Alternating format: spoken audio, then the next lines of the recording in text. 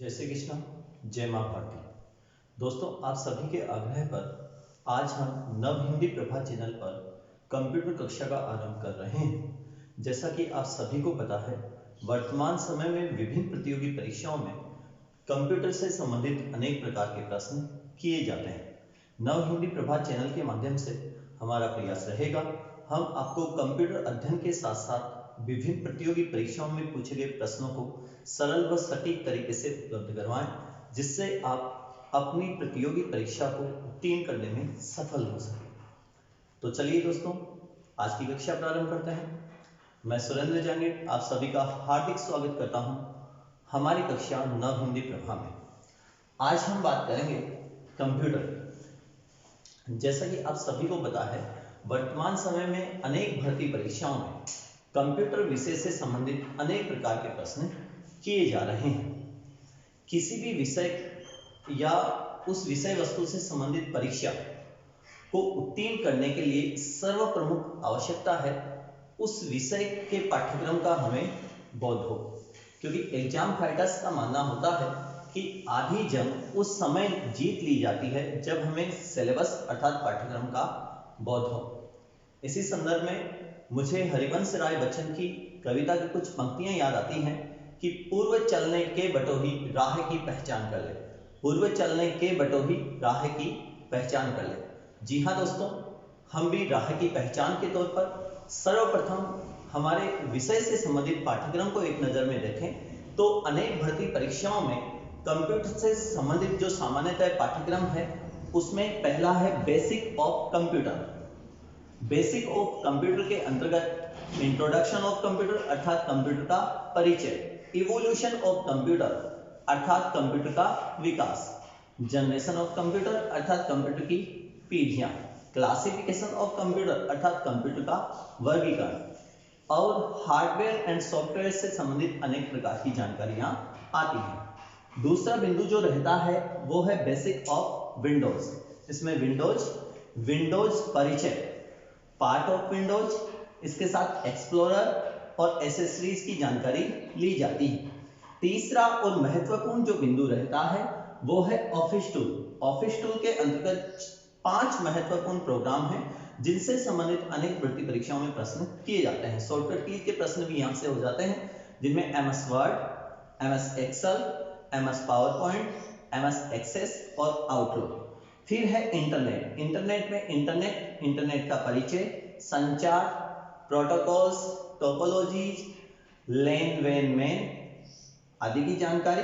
इसके साथ email, web browsers, search engine और इसी के साथ ही आजकल की भर्ती परीक्षाओं में कंप्यूटर विषय के अंतर्गत एक बिंदु और जोड़ा गया है, इंफॉर्मेशन टेक्नोलॉजी।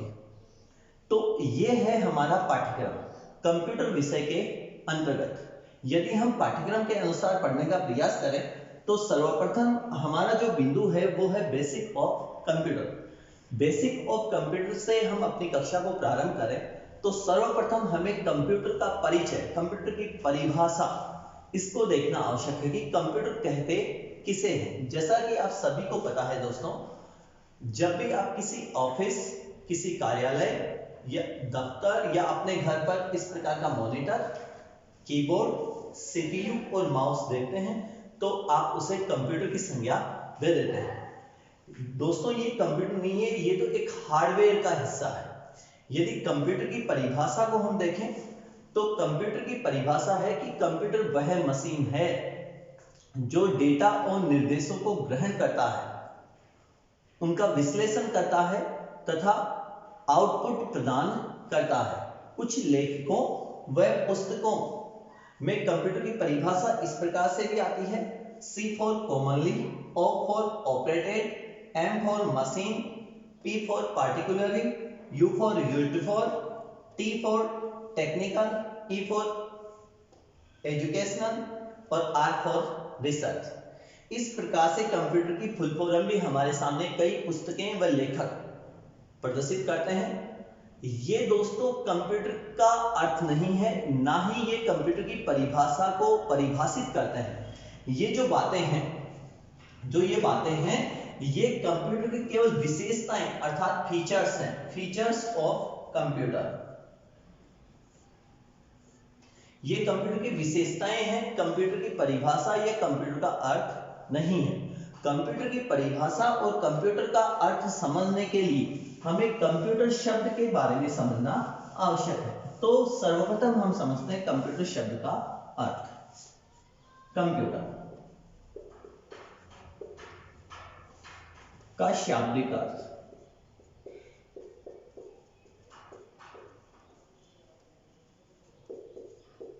कंप्यूटर के शाब्दिक अर्थ की यदि हम चर्चा करें तो कंप्यूटर शब्द लैटिन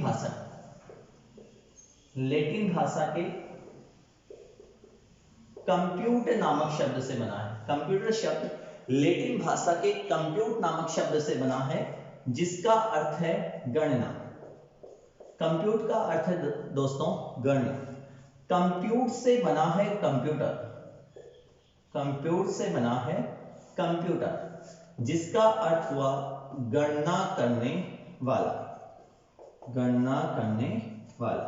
अर्थात कंप्यूटर जो है वो क्या काम करता है, गणना करने का काम करता है। यदि इसे हम वन वर्ड में कहें तो हम कह सकते हैं संगणक। संगणक ये कंप्यूटर का हिंदी में परिचय हो गया, या वाक्यांश के लिए एक शब्द वन वर्ड हो गया कि गणना करने वाले यंत्र को कहा जाता है। तो गणना करने वाले यंत्र को मित्रों संगणक कहा जाता है। जैसा कि हमने कहा कंप्यूटर गणना करने का कार्य करता है। अब आपके जहन में अनेक प्रकार की बात आ रही होगी कि गणना के अलावा भी अनेक प्रकार के कार्य हम कर सकते हैं। हम कंप्यूटर में मूवी भी देखते हैं, हम वर्ड प्रोसेसिंग का कार्य भी करते हैं, हम स्प्रेडशीट भी बनाते हैं, पीपीटी भी उसमें क्रिएट करते हैं, म्यूजिक भी सुनते हैं, इंटरनेट संचालन का कार्य भी करते हैं। तो यहाँ ये भी देखना आवश्यक है मित्रों कि ये सभी कार्य गणना के द्वारा पूरा होता है। कैसे? जैसे आपने कीबोर्ड से टाइप किया ए, जैसे ही आप कीबोर्ड से ए टाइप करते हैं आपको मॉनिटर पर ए डिस्प्ले होता है। यह कार्य 1 सेकेंड के 100वें हिस्से में हो जाता है।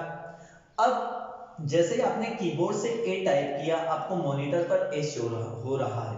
यह कीबोर्ड से ए टाइप करना इनपुट है और मॉनिटर पर जो ए सॉफ्ट कॉपी के रूप में हमें दिखाई दे रहा है यह आउटपुट है। क्या यह कीबोर्ड से डायरेक्ट मॉनिटर के पास आ गया? नहीं, कीबोर्ड से जो डेटा है वो प्रोसेसिंग के लिए जाते हैं सीपीयू के पास और सीपीयू के से डेटा आते हैं आउटपुट के लिए मॉनिटर के पास। ये कार्य 1 सेकंड के 100वें हिस्से में हो जाता है। अब कंप्यूटर्स में जो हमने लैंग्वेज के लिए जो सिंबल प्रेस किया वो अंग्रेजी भाषा का सिंबल था और कंप्यूटर अपनी भाषा नहीं समझता है। यहाँ ये बात भी ध्यान में रहेगी कि कंप्यूटर एक लैंग्वेज समझता है जिसका नाम है बाइनरी लैंग्वेज, और बाइनरी लैंग्वेज में 2 ही डिजिट होते हैं, 0 और 1। बाइनरी लैंग्वेज में 2 ही डिजिट होते हैं, 0 और 1, और 0 और 1 पर यदि काम होगा तो निश्चित रूप से गणना होगी। इस ए को 0 और 1 में कन्वर्ट करने का कार्य करता है सीपीयू में एक प्रोग्राम होता है कंपाइलर। कंपाइलर इन्हें 0 और 1 में कन्वर्ट करने का कार्य करता है। तो इस प्रकार से हम कह सकते हैं कि कंप्यूटर में होने वाला प्रत्येक प्रकार का कार्य एक गणना के द्वारा पूरा होता है, इसलिए कंप्यूटर को गणना करने वाला यंत्र कहा जाता है। ये हो गए कंप्यूटर की शाब्दिक अर्थ की बात। फिर हमने अभी चर्चा की कंप्यूटर की परिभाषा कि एक ऐसी इलेक्ट्रॉनिक मशीन है जो डेटा और निर्देशों को ग्रहण करती है, उनका विश्लेषण करती है और परिणाम को निर्गत अर्थात प्रस्तुत करती है। आगे हम बात करें कंप्यूटर की प्रोसेस की कि कंप्यूटर काम कैसे करता है। इसे आप कह सकते हैं फंक्शनिंग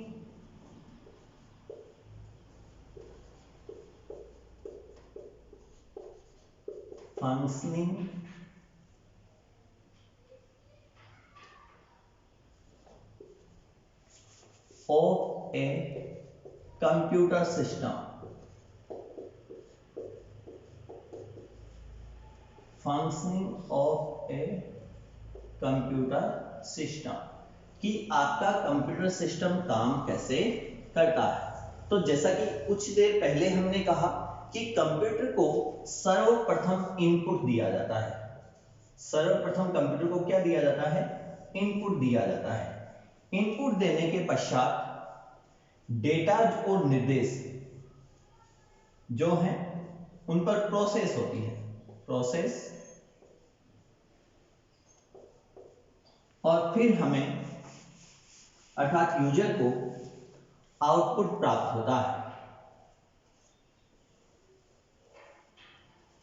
आउटपुट, ये है functioning of a computer system की आपका कंप्यूटर सिस्टम काम कैसे करता है। सर्वप्रथम कंप्यूटर को इनपुट दिया जाता है, उसके बाद में उस पर प्रोसेस होती है, फिर यूजर को आउटपुट प्राप्त होता है। अब हम देख लेते हैं कि इनपुट किसे कहते हैं। डेटा व निर्देश,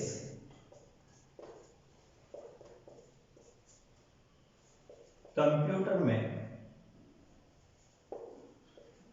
प्रविष्ट करवाना। यदि हम कुछ भी कंप्यूटर को आदेश देते हैं तो वो इनपुट है। जैसा कि अभी अपन ने प्रेस किया ए, जब हम कीबोर्ड से ए प्रेस करेंगे तो ये इनपुट है। फिर है प्रोसेस, डेटा एग्जीक्यूट होता है यहाँ, मतलब डेटा पर जो क्रियान्वयन होता है वो होता है प्रोसेस वाले सिंबल। उसके बाद में यूजर को आउटपुट प्राप्त होता है, अर्थात यहां परिणाम, सूचना या संसाधित डेटा। संसाधित से तात्पर्य है दोस्तों जिस डेटा पर प्रोसेस हो चुकी है वह आती है आउटपुट के अंतर्गत। कई बार इन तीनों बिंदुओं के अलावा एक बिंदु और जोड़ा जाता है जिसे स्टोरेज कहते हैं, जिसे स्टोरेज कहा जाता है। स्टोरेज के अंतर्गत हम सूचना व प्रोग्राम्स को सेव कर सकते हैं। Basically functioning of a computer में ये तीन प्रकार की इकाइयां हैं। पहले इनपुट है, उसके बाद में प्रोसेस है और फिर आउटपुट है। अब हम बात करते हैं फीचर्स ऑफ कंप्यूटर।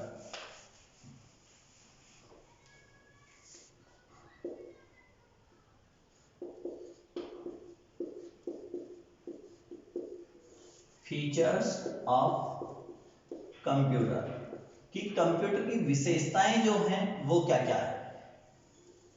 सबसे पहली विशेषता यदि हम देखें तो स्पीड, पहली और सर्वप्रमुख विशेषता है स्पीड। कंप्यूटर बहुत तीव्र गति से कार्य करता है।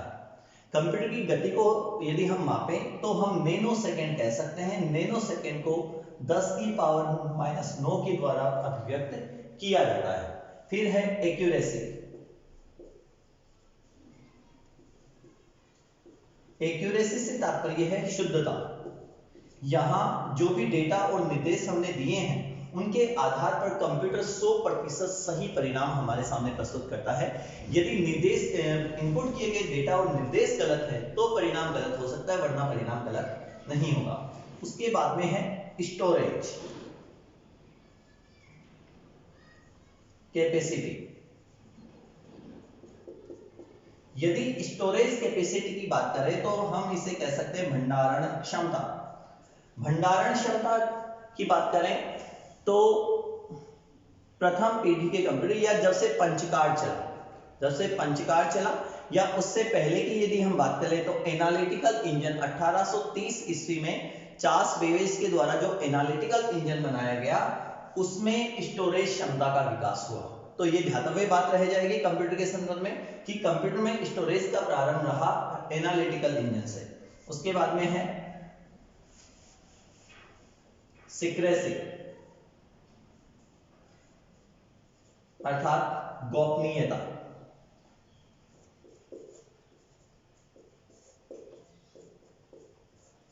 फिर है वर्सेटाइल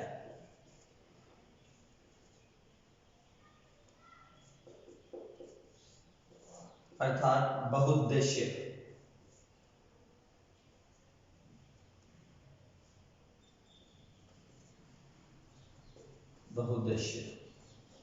उसके बाद में है डिलीजेंस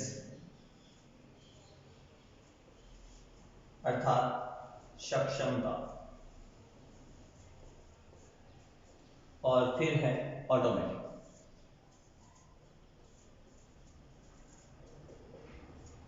अर्थात स्वचालित। ये है कंप्यूटर की विशेषताएं।